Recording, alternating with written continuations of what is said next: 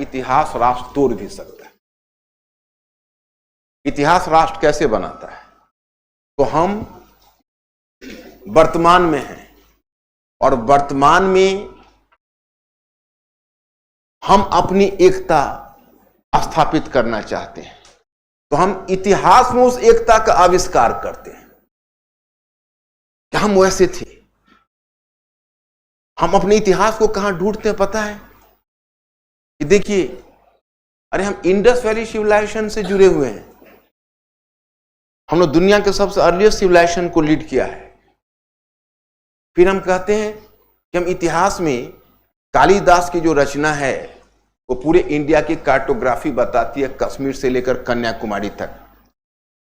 हमारे इतिहास में जम्बू द्वीप की अवधारणा है जो पूरे भारतीय उपमहाद्वीप की एकता की ओर संकेत करता है, और हमारे इतिहास में चक्रवर्ती शासक की अवधारणा है जो पूरी भारतीय उपमहाद्वीप पर शासन करता हो। और हम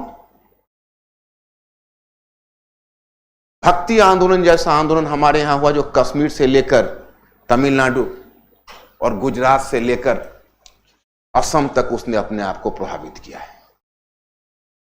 तो मतलब यह हुआ कि हमारी सांस्कृतिक परंपरा इतनी समृद्ध है कि हम उसे याद करके कहते हैं अपने आप को इतिहास, अपने इतिहास का निर्माण करते हैं। जब तृतीय विश्व के देशों ने, मैं आपको बताऊं, जब भारत को आजादी मिली तो तृतीय विश्व के देशों ने जब राष्ट्र निर्माण के लिए उनको आगे बढ़ना हुआ तो बहुत सारे अफ्रीकी देश थे जिनके पास कोई सांस्कृतिक कॉमन, उनके पास सांस्कृतिक धरोहर नहीं था। तो नाइजीरिया जैसे देश और कई अफ्रीकी देशों ने आविष्कार किया अपने इतिहास को ताकि हम वर्तमान की एकता को स्थापित कर सकें। एक देश इसका अपवाद है, संयुक्त राज्य अमेरिका, जो इतिहास के आधार पर राष्ट्र नहीं बना है, भविष्य के आधार पर राष्ट्र। लेकिन हां, इतिहास राष्ट्र तोड़ भी सकता है अगर हम इतिहास की गलत व्याख्या करते हैं जो वर्तमान के लिए हमारे लिए सबक है। अगर हम आज कहते हैं कि हमारा इतिहास प्राचीन ही है, मध्यकालीन नहीं है, तो खतरनाक होगा।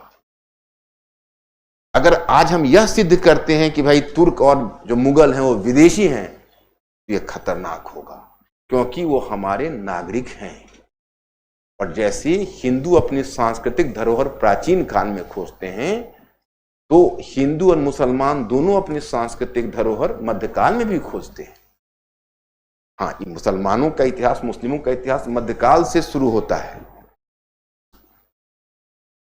हालांकि प्राचीन काल में उनकी उपस्थिति देखने को मिलती है 7वीं सदी के बाद, लेकिन उनका मुख्य आगमन दो रूपों में उनका आगमन है। एक अरब क्षेत्र में आगमन है जो पहले हुआ है, दूसरा आक्रमणकारी के रूप में आगमन है। एक तरफ उनका दक्षिण में जो आगमन हुआ उनका बिनाइन फेस है, कोमल मुलायम फेस है। क्यों? क्योंकि व्यापारी के रूप में आए, उत्तर में आक्रमणकारी के रूप में आए, लेकिन फिर जब एक बार आए तो सेटल्ड हो गए, और सेटल्ड हो गए तो हमारे राष्ट्रीय जीवन के हिस्सा बन गए। आज हम शान से कहते हैं समन्वित संस्कृति या गंगा यमुनी संस्कृति, और वही गंगा यमुनी संस्कृति आज का हमारा राष्ट्र है। इसकी अदरवाइज व्याख्या नहीं होनी चाहिए। इतिहास जोड़ता भी है, इतिहास तोड़ता भी है, याद रहेगा।